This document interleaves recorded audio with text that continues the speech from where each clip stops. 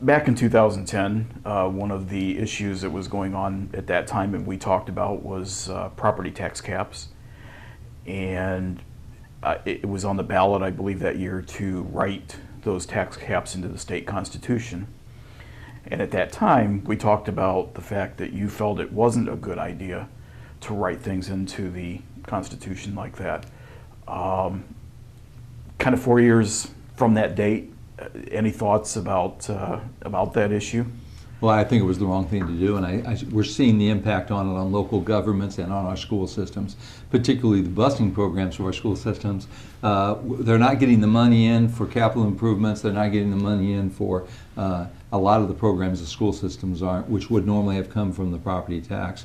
And so they are suffering tremendously. Also, just local communities. We put a cap on that. Local communities are having less money to do the things, and yet the things they need to do are actually, in many ways, being increased because at the state level, they're trying to look like they're being financially, fiscally sound. But what really happens is they shift the burden to a lower tax organization like the county or the city, who then doesn't have the money to do the things that they really need to do.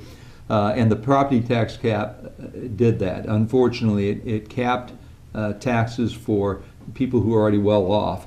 And the burden of our school system and other things where expenses are having to be cut are being borne disproportionately by those who can't afford those things. So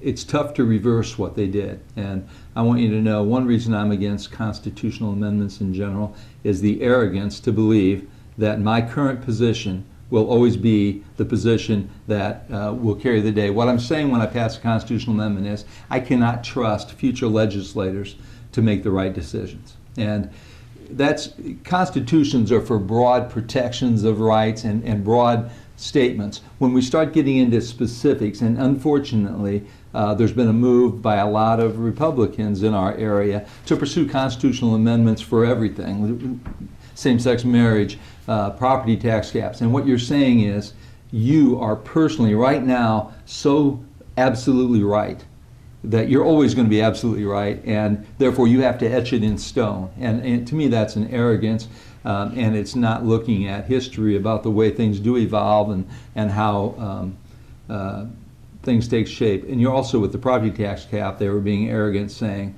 we can be fiscally sound but nobody else can be, and so therefore we want to etch this in stone.